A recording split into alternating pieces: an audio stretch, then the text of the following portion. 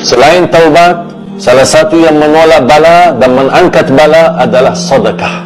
Sedekah termasuk amalan sederhana tapi dahsyat manfaatnya. Sedekah memadamkan kemurkaan Allah sebagaimana air mampu memadamkan api. Sedekah menjaminkan ampunan dosa. Sedekah menjaminkan meraih derajat tertinggi di dalam surga Allah. Sedekah menjaminkan kita selamat dari sakit bahaya.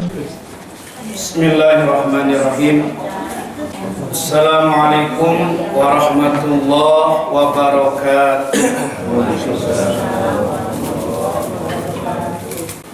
Bismillah, alhamdulillah, wassalatu wassalamu ala rasulillah alladzi la nabiyya ba'da, amma ba'du. Puji syukur kita sama-sama panjatkan kehadirat Allah Subhanahu wa taala. Salawat serta salam semoga tercurahkan kepada junjungan kita, panutan kita, baginda Rasul Muhammad sallallahu alaihi wasallam. Kita akan melanjutkan kajian Al-Quran surah Al-Fajr ayat 15. Ada apa? Halaman 47 Al-Fajr ayat 15. Ada, Bu? A'udzu billahi minasy syaithanir rajim.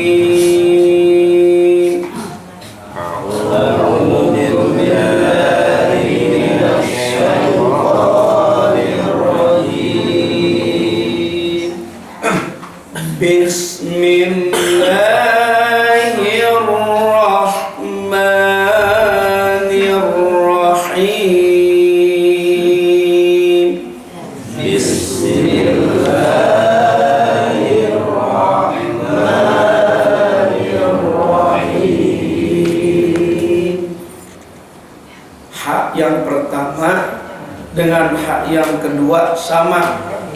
Rahman Nirrahim. Ha tengah tenggorokan. Him. Bismillahirrahmanirrahim.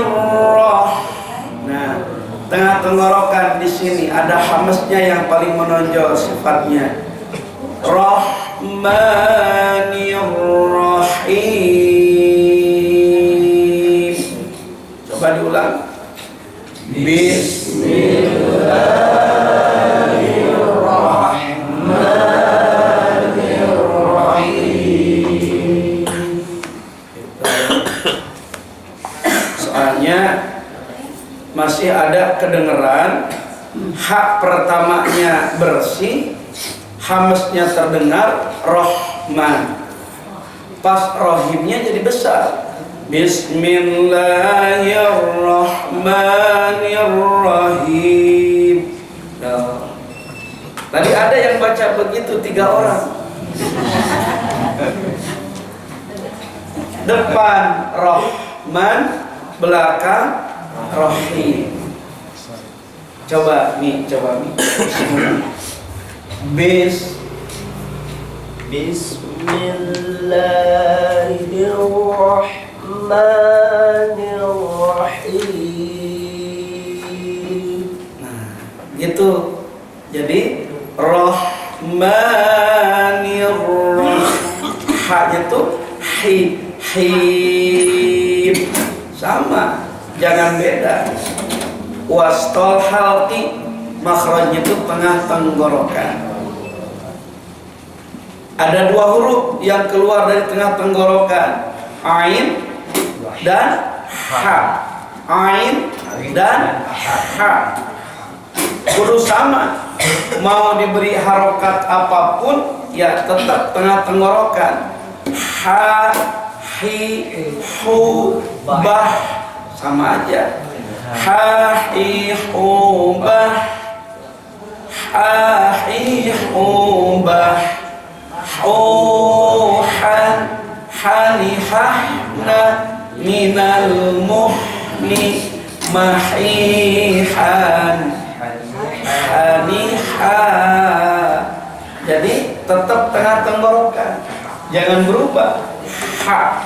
Ada infita tuh mulutnya dibuka. Tekan di sini.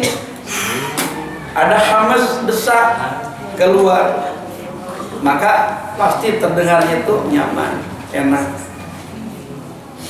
Ya, diulang sama-sama. 1, 2, 3. Bismillahirrahmanirrahim. Coba Pak Bapak. 1, 2, 3. Bismillahirrahmanirrahim.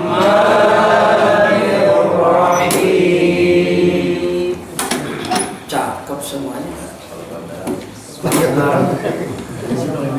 Bu Ibu, coba Bu Ibu. 1, 2, 3.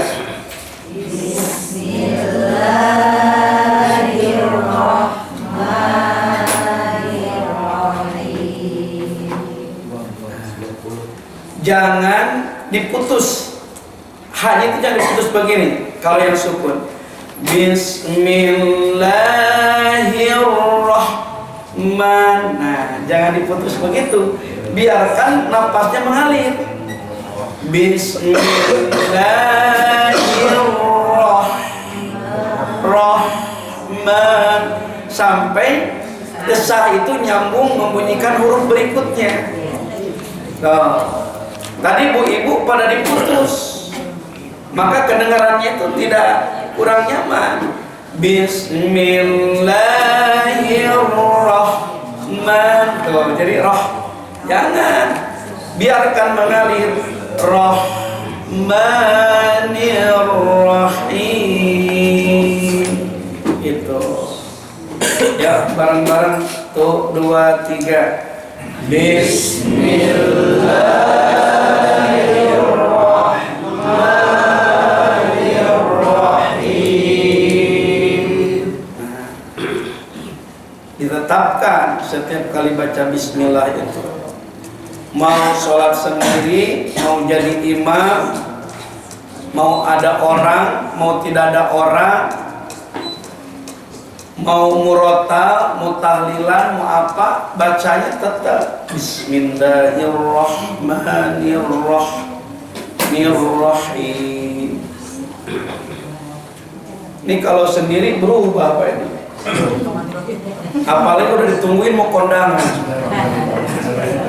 Bismillahirrahmanirrahim. Gak ada hanya itu, gak ada. Bismillahirrahmanirrahim. Alhamdulillah. Gak ada hanya, kemana itu? Padahal kalau kadar hadir saja cepat pasti kedengeran. Bismillahirrahmanirrahim. Alhamdulillah. Ini gak ada. Bismillahirrahmanirrahim. Alhamdulillah. Kemana aja itu?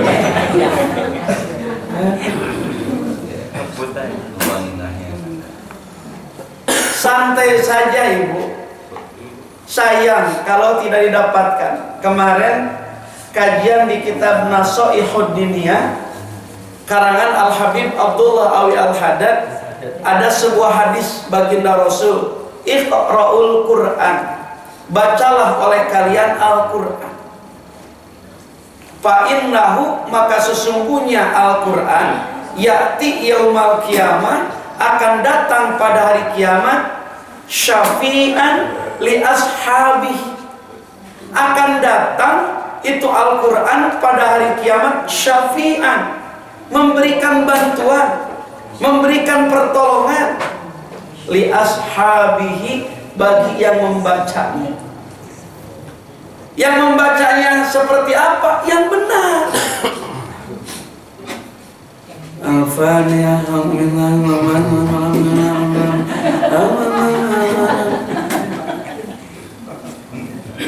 Kalau bacanya seperti itu, mau bagaimana Quran ngenalin kita? Harus pase sesuai dengan ilmunya. Alhamdulillahi Rabbil Alamin. Datang nanti kata Nabi bahwa Al-Quran bakal datang pada hari kiamat, ya'ti yaumal kiamat syafi'an, memberikan bantuan, memberikan pertolongan li ashabi, kepada yang membacanya. Kenapa? Emang kenalin Quran? Kenal, karena sering kita baca. Tuh. Nolong, berarti kalau nolong kita celaka. Kalau nggak celaka mah nggak harus ditolong. Kan pernah saya contohkan, betul? Saya pernah contohkan kan ke jemaah posisi Quran menolong itu seperti apa. Seperti contoh umpamanya Pak Teng ataupun Pak Maman dah. Pak Maman naik motor keluar dari sini nggak pakai helm, orang ke Tanah Abang. Ternyata pas di jalan Brigjen Katamso lagi razia besar-besar, bener-bener razia besar-besaran. Dipritkan, berhentilah tuh Pak Maman. Pagi Pak, kata polisi. Udah gemeter Pak Maman. Kenapa? Punya salah? Apa salahnya? Nggak pakai helm. Razia besar-besar. Pak, kenapa nggak pakai helm? Waduh, kirain bapak nggak ada di sini, jadi saya nggak pakai helm. Akhirnya kan kesalahan, ditilang nggak? Mana SIM-nya? Rubah-raba ke kantong nggak ada. Waduh Pak, di celana yang satu ketinggalan. STNK sama juga Pak. 3 kesalahan. Selamat apa ditilang? Belum tentu. Ternyata lagi kebingungan Pak Maman ini karena punya kesalahan. Ada yang nyamperin komandan dari razia tersebut. Man, ente nih siapa ya? Aneh Jepri. Aneh Jepri, teman ente waktu SMA nih, aneh nih. Ternyata teman Pak Maman, ngenalin Pak Maman. Temen waktu SMP, waktu SMA. Kan ente dulu aneh, pagi bareng aneh, pulang bareng aneh. Aneh ini jadi komandan sekarang. Kira-kira Pak Maman selamat? Kan punya salah. Salah. Selamat nggak? Enggak. Belum tentu. Teman-teman, ini teman saya, teman SMP, teman SMA. Udah biarin. Siapa yang berani menentang komandan? Siapa yang berani menentang Ferdi Sambo? Siapa? Itu gambaran di dunia.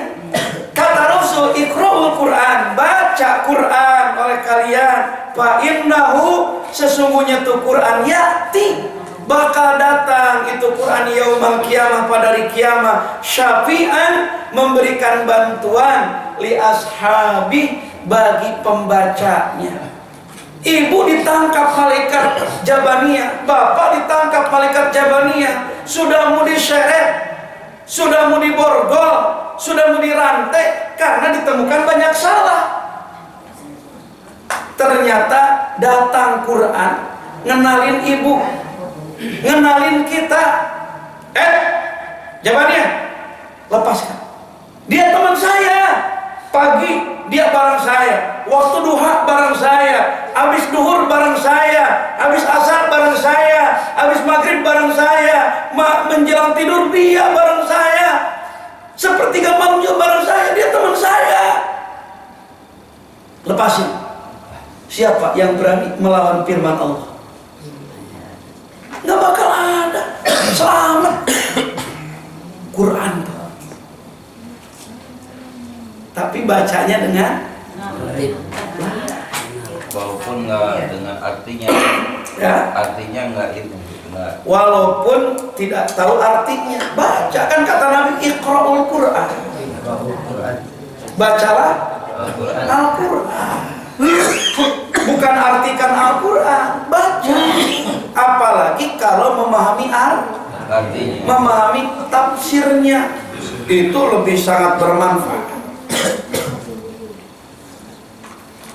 bacanya saja bakal menjadikan jalan Quran datang untuk nyari kita. Coba mau ngandelin siapa di akhirat? Nggak ada. Quran bisa datang. Makanya sing rajin dari sekarang baca Quran. Bukan hanya bakal nolong, tapi ladang amal gede. Ladang amal gede. Saking gedenya gede.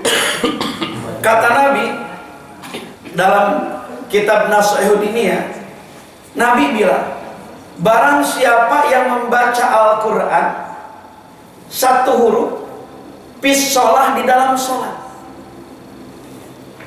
Baca Quran satu huruf di dalam sholat. Allahu Akbar waladdallin. Amin. Aqimis salata liduluki syamsi ila ghasaqil laili wa qur'anal fajr.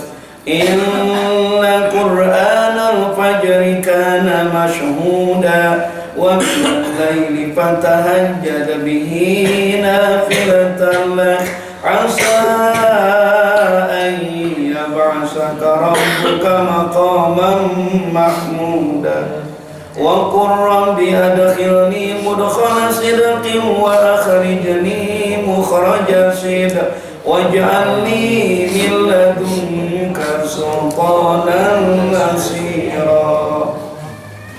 Barang siapa membaca Al-Quran satu huruf di dalam sholat,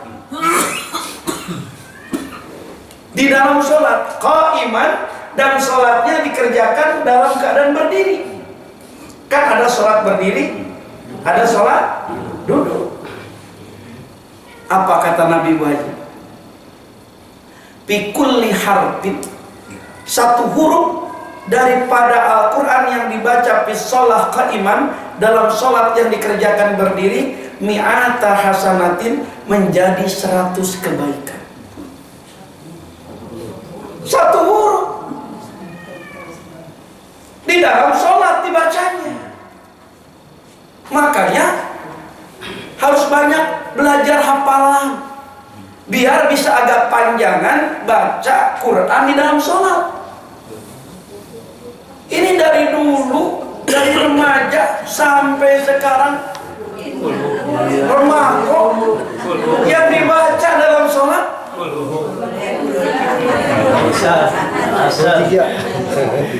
kulhu aja ma'inna atau ina. Padahal tuh Pak Ronji, satu huruf berarti makin panjang kita membaca ayat, berarti makin banyak huruf yang dibaca di dalam sholat. Satu huruf menjadi 100 kebaikan. Bawa tuh pulang ke kubur, bawa tuh ke alam akhirat untuk ditimbang. Satu huruf 100 kebaikan. Ini setiap sholat kulhu aja sama inna atau inna. Panjangan atuh. Waduha kan lumayan Pak. Sabbihisma rabbikal a'la. Itu kan lumayan. Dari dulu itu aja cari yang pendek. Saya panjangan. Tapi kalau dalam sholat berjamaah, mimpin jadi imam, jangan yang panjang-panjang. Gak boleh baca surah panjang, gak boleh. Ya, boleh. Iya, jangan. Nabi tidak diriwayatkan membaca surah yang panjang di saat menjadi imam. Paling juga sabihis, paling juga hal ataka hadisul ghasiyah. Kalau mau ngambil ayat-ayat pilihan, sederhana saja. Ini yang dibaca rakaat pertama Ar-Rahman sampai habis.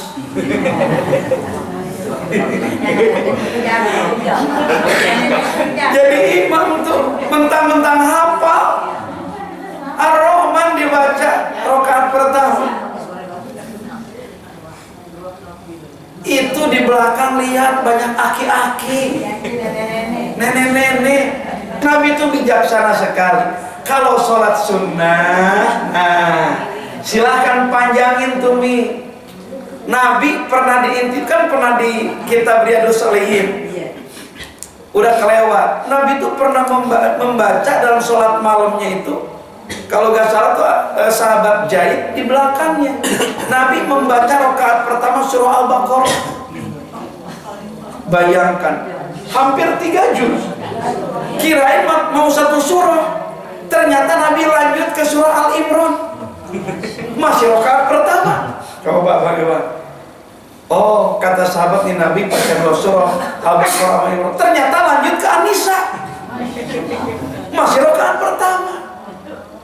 Tuh, kalau sholat sunnah itu Nabi panjang sekali. Maka sering ditemukan oleh Aisyah kakinya tuh membengkak karena lamanya berdiri untuk menahan bacaan satu huruf. Nabi saja yang dimaksum udah dijamin surganya. Begitu banyak panjang baca Quran dalam sholat sunnahnya, karena satu huruf bernilai 100 kebaikan. Nikmat itu Pak. Kalau punya hafalan agak panjangan, wadduha, baca. Atau kita belajar menghafal Al-Quran, alif lam mim. Kata Nabi, tidaklah alif lam mim itu satu huruf, bal akan tetapi alif itu satu huruf, kemudian lam satu huruf, mim satu huruf, jadi 3 huruf. Dibaca dalam sholat dalam keadaan berdiri sudah 300 kebaikan.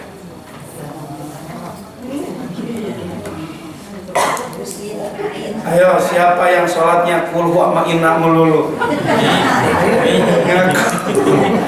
Saya. Lalu mau bekal apa nanti ke akhirat? Ditimbang amal kita, ngandelin amal yang mana? Lumayan. Quran. Terus masih hadis yang sama. Jika itu Quran dibaca di dalam sholat tapi dikerjakan sholatnya duduk, umpamanya ingin sholat tahajud 12 rakaat ataupun 6 rakaat, tapi hanya 2 rakaat, habis 2 rakaat males banget.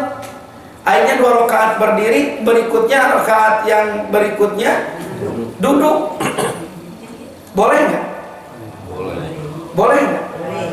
Boleh. Kalau sholat sunnah mah boleh, hanya pahalanya setengah daripada pahala yang berdiri. Kaki sehat, jag kuat, tapi malas doang, kerjain duduk. Daripada 2 rakaat doang, kerjain sambil duduk, tapi pahalanya setengah dari yang berdiri. Nah, kalau Al-Quran dibaca di dalam sholat, kemudian sholatnya itu dikerjakan duduk, maka fikulli harfin khamsina hasanah. Satu huruf akan bernilai atau dijadikan oleh Allah berapa kebaikan? Khamsina, 50 hasanah kebaikan. Tuh. Beruntung sekali baca Quran dalam sholat itu. Wa man qara'a, barang siapa yang membacanya fi khariji sholat, di luar sholat. Nih model sekarang nih, kan kita lagi baca Quran di luar sholat, tahuran dan punya wudu. Jadi barang siapa yang membaca Al-Quran kharija sholat, di luar sholat, tahuran dalam keadaan punya wudu, maka fi kulli harfin, satu huruf yang dibaca, khamsata wa isrina hasanatan, menjadi berapa? 25 kebaikan. Tuh, satu huruf menjadi 25 kebaikan. Dan barang siapa membacanya Al-Quran bi ghairi tahurin, tanpa punya wudu, kharijah sholat, di luar sholat, gak punya wudu, baca Quran, maka fi kulli harfin, di setiap huruf yang dibacanya, Allah akan menjadikan tetap yang diucapkan Quran oleh orang yang tidak punya wudu di luar sholat, asyara hasanah, 10 kebaikan. Tuh Quran Bagi yang tidak punya wudhu saja, satu huruf punya 10 kebaikan. Punya wudhu 25 kebaikan. Itu akan ditimbang kebaikan kita. Di toko kan bisa. A'udzu billahi minasyaitonir rajim. Bismillahirrahmanirrahim. Bisa. Sekarang apalagi di handphone bisa aplikasinya, tinggal baca. Wudhu 25 kebaikan setiap huruf. Tak punya wudhu hanya diberikan 10 kebaikan. Tapi itu sebuah keberuntungan. Dibaca dalam sholat, satu huruf 100 kebaikan. Jadi belajar di saat sholat sunnah, baca ayat-ayat yang panjang. Baca ayat-ayat yang panjang. Makin banyak yang kita baca, berarti makin banyak kebaikan yang kita tabung untuk ditimbang di padang mahsyar nanti. Kayaknya Bu Ade mau nanya. Baca Quran nolong.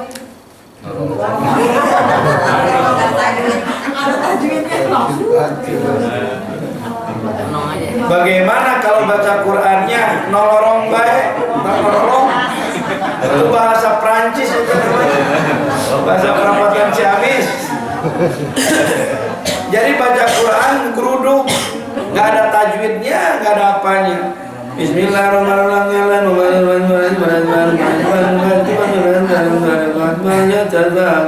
Gitu. Ya tidak ada nilai. Mendingan satu ain tapi tartil bacanya, tahsin bacanya, daripada satu surah nolong. Jadi orang bisa dikategorikan pandai baca Quran itu bukan berarti yang bacaannya cepat, bukan. Orang dikategorikan pandai baca Quran itu membaca Al-Qurannya sesuai dengan ilmunya, baru itu orang pandai baca Quran. Pelan-pelan saja biar ada nilai kebaikan. Tidak punya wudhu pun diberikan nilai 10 kebaikan. Insya Allah. Ustadz, bagaimana kalau begini nih? Kan saya tuh hafalan ayat-ayat pilihan nggak hafal. Paling menghafal itu dari surah Wadduha, kemarilah Al-Haqqumut tuh yang biasa dibaca tarawih hafal. Saya pingin banyak. Dalam satu rakaat boleh nggak baca sampai 5 surah? Satu rakaat nih. Satu rakaat memang dibaca 5 surah. Umpamanya sholat duha. Allahu Akbar. Bismillahirrahmanirrahim. Waladhdallin. Amin. Bismillahirrahmanirrahim. Alhaakumut takatsur hatta zurtumul maqabir. Yauma idzin anin na'im. Bismillahirrahmanirrahim. Wal 'asri innal insana lafi khusr. Illal ladzina amanu wa 'amilus solihati wa tawassaw bil haqq wa tawassaw bis sabr. Bismillahirrahmanirrahim. Alam tara kaifa fa'ala rabbuka bi ashabil fil. Sampai 5 surah. Boleh apa enggak? Boleh. Silakan. Biar banyak gitu dibaca dalam sholat. Sayang atau kalau baca Al-Quran ayatnya sedikit dalam sholat, orang satu huruf bernilai 100 kebaikan. Dan itu untuk bekal di kubur, untuk bekal di akhirat nanti. Lalu apa andalan yang akan ditimbang nanti di padang mahsyar? Kebaikan apa? Sholat 5 waktu. Sholat yang mana? Orang setiap sholat gak pernah khusyuk.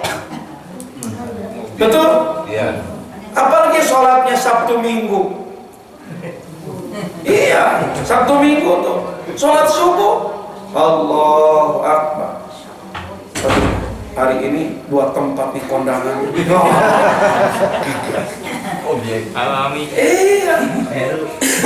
Berat. ngandalin sholat 5 waktu, kecuali berjamaah bakal ketolong dengan yang lain. Tuh. Apalagi ibu-ibu, punten sekali. Ibu-ibu ini sangat kurang sekali ibadah. Dari mulai haid sampai sekarang, ibu-ibu kebanyakan sholat itu sendiri. Padahal kalau sholat sendiri dapat pahalanya 1 derajat. Itu pun kalau benar syarat dan rukunnya dan khusyuk. Kalau tidak, lewat. Coba nih bapak-bapak bisa berjamaah 27. Tidak khusyuk, ada yang lain khusyuk, ke bawah diterima 27 juga. Ibu tiap hari ngumpulin duhur, sah sholatnya atuh. Bapak-bapak 27 tuh berjamaah. Asar sholat lagi khusyuk, bagus, atuh lagi. Bapak-bapak 27. Coba bayangkan, ibu apa yang akan diandalkan? Gak ada. Baca Quran. Makanya kalau ada pengajian begini, manfaatin berjamaah. Jangan pada pulang dulu, bawa mukena. Lapar Ustaz, bawa kayak nasi rantai itu kan. Kalau keburu lapar, sayang berjamaahnya kalau gak diambil. Karena kebanyakan sholat sendiri. Tapi kan sholat perempuan itu bagusan di rumah. Iya, perempuan itu bagusan di rumah kalau berjamaah. Kalau sendiri apa yang diandalkan? Tuh. Kalau memang berjamaah itu gak boleh, pasti orang yang haji dan umroh perempuan kudu sholat di hotel. Jangan ke masjid, di hotel perempuan. Tapi kan boleh ke masjid. Ya, insya Allah. Hari sholat duduk, tapi kita darurat gitu, kita pahalanya sama enggak tuh? Yang sholat terus diri nilainya, yang diri. Kalau sholat itu dikerjakan duduk, tapi karena uzur, sakit, gak bisa berdiri, udah gemeteran. Antara 2 sujud itu tahiyat nggak bisa tuh katanya. Kalau diri bisa, Ustaz. Akhirnya dikerjakan duduk sholatnya. Ya sujudnya duduk jadinya gitu. Nggak apa-apa, yang penting berdiri, itu sholat dikerjakan berdiri. Sama. Kalau kerjakan duduk karena uzur, memang sudah tidak bisa berdiri, tetap nilainya itu sempurna. Ya, begitu. Mau nanya, kalau sholat maghrib pakai kunut hukumnya apa tuh, Ustaz? Kunut najilah boleh. Di saat banyaknya musibah, di saat banyaknya bencana melanda, Nabi pernah kunut 5 waktu setiap waktu, sebulan. Di saat banyaknya peperangan, banyaknya bencana, musibah, Nabi pernah melaksanakan kunut setiap sholat. Duhur, asar, maghrib, isya, subuh, 1 bulan penuh. Yaitu yang disebut dengan kunut najilah, untuk menghindarkan dari bala wabah seperti kemarin wabah corona dan yang lain. Tiap waktu tuh kunut kudunya. Boleh nggak Pak? Silakan.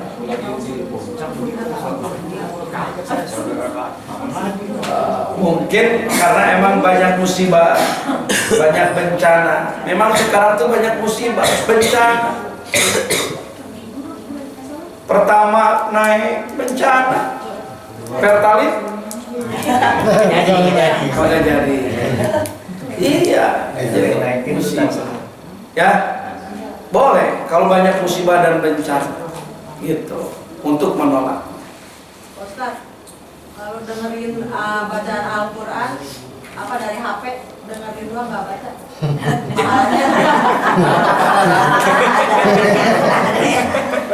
Mendengarkan Al-Quran dari HP, apakah kita dapat pahala? Mendengarkan itu 5 kebaikan. Lumayan daripada lumanyun. Daripada yang didengar kanan itu ojo dibanding-banding ke.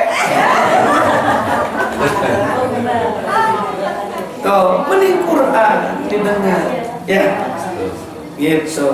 Insya Allah. Makanya beruntung ada kajian Al-Quran, kita ada belajar itu di Nurul Ilmi. Ya, insya Allah. Udah Isa ya?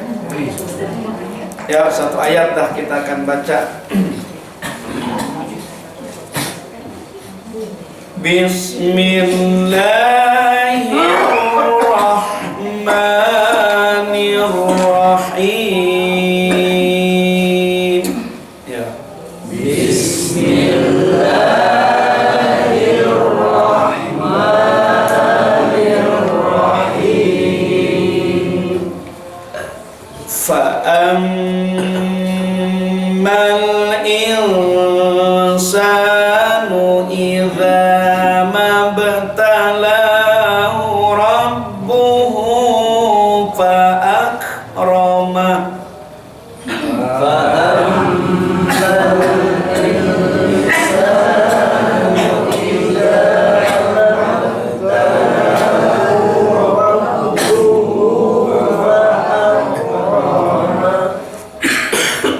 Kepanjangan. Enggak lah. Fa, bukan bibir dengan bibir, pa itu. Pa, peyem, boleh. Tapi makhraj pa itu bukan bibir dengan bibir. Kalau bahasa Arabnya, torku sanaya ulia, ma'a batni safati supla. Itu bahasa Arabnya. Paham, kawan? Bahasa jalan talinya, ujung gigi atas depan. Nah ini namanya sanaya ulia bahasa Arabnya tuh. Nih, Pak Heru, ini sanaya. Ujungnya torpu sanaya ulia, ma'a batni sapati sukla, ditempelkan ke dalam bibir yang bawah.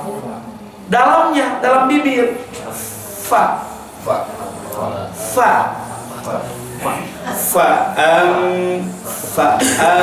fa jadinya.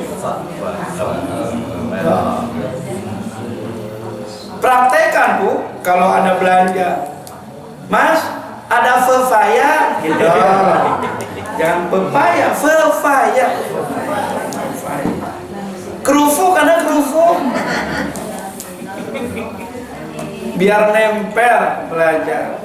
Atau ibu pulang ke rumah biasa manggil ayah, ganti Fafi. Fafi, Fafi. Iya. Kenapa mama panggilnya kok jadi berubah Fafi? Belajar makhraj Pak. Fafi gitu. Fafi, mama pingin Fifis gitu. Tuh belajar makhraj. Orang guru saya nyampainya begitu dulu. Pingin Fifis di pinggir Firi, terus main ke pantai sambil foto-foto katanya. Begitu. Jadi belajar makhraj fa. Praktekan fa. Nah, mimnya kedengung. Fa ammal insanu idza ujung lidah ke ujung gigi za amal dha, 3 huruf. Idza mabtalahu rabbuhu fa'akrama. Kap pecah, ada hamasnya. Fa'akrama. Yo, tuh 2, 3. Fa'ammal insanu idza mabtalahu rabbuhu fa'akrama. Kamu sukun tuh hamas. Ak fa'akramahu wa na'amahu fayaqulu rabbi akraman.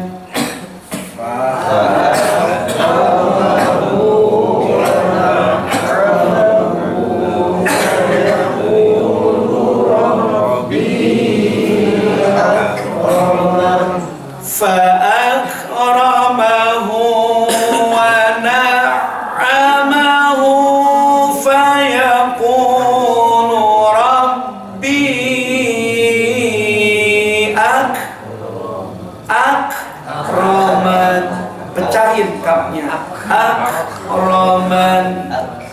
1, 2, 3. Fa'akramahu wa na'amahu wa yaqulu Rabbi akraman. Rabbi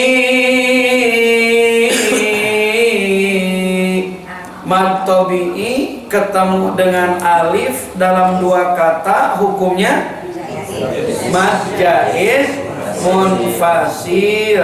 Mad jaiz munfasil itu bunyi panjangnya boleh 2 sampai 6. Jadi bedakan dengan mad tabi'i, jangan 2 harokat, minimal 4 harokat. Fa akramahu wa na'amahu fayaqulu Rabbi akraman. 1, 2, 3. Fa akramahu wa na'amahu fayaqulu Rabbi akraman. Jadi kalau kita membaca Al-Quran dengan sesuai ilmunya, tajwidnya, meskipun suara kita pas-pasan, enak aja di telinga. Tapi meskipun suara bagus, tapi bacaannya tidak sesuai dengan tajwid, ada ganjilnya. Itu hebatnya Al-Quran itu seperti itu. Maka belajar tajwid hukumnya fardu kifayah. Nih kalau satu RW 8 tidak ada yang belajar ilmu tajwid, dosa sekali se-RW. Tapi umpamanya ada yang belajar tajwid sekelompok orang seperti Nurul Ilmi ini, gugur semua dosa sekampung. Gugur. Tapi nggak dapat pahala. Kan satu RW itu ada berapa jiwa? Ada 6.000 jiwa. Allah tuh sudah nyiapin kebaikan untuk 6.000 orang kalau belajar tajwid. Tapi ternyata yang belajar hanya 30 orang, maka 6.000 itu dibagi 30 orang. Nih milikmu. Kenapa? Menggugurkan dosa orang banyak. Itu fardu kifayah seperti itu. Tapi membaca Al-Quran dengan tajwid fardu ain. Gak bisa digugurkan oleh orang lain dosanya. Kudu bisa. Belajarnya fardu kifayah, tapi membaca Quran dengan tajwid fardu ain. Makanya supaya Quran nanti datang di hari kiamat, bahkan dikubur, untuk nemenin kita baca Quran dengan tahsin, dengan baik, sesuai dengan apa yang dicontohkan oleh baginda Rasul, sesuai dengan ilmu tajwidnya. Makanya kudu belajar. Gak bisa kalau tanpa belajar. Fikih boleh dibaca di buku, bisa. Tapi kalau tajwid mau kudu talaki, ada berhadapan, karena banyak yang dicontohkan, banyak yang harus dicontohkan, yang harus diperjelas. Kalau fikih mah bisa dibaca, silahkan. Tapi tajwid itu harus berhadapan langsung dengan gurunya. Maka mudah-mudahan ini pun pelajaran kita akan menghantarkan Quran nanti datang kepada kita, memberikan bantuan pertolongan, sehingga kita semuanya dapat keselamatan daripada melalui Al-Quran yang kita pelajari dan kita baca, berusaha sebaik mungkin. Insya Allah. Mudah-mudahan Quran ini jadi saksi dan penolong bagi kita dunia, kubur, sampai yaumil akhir. Amin ya rabbal alamin. Dah tandain dulu di situ. Udah waktu qomat tepat.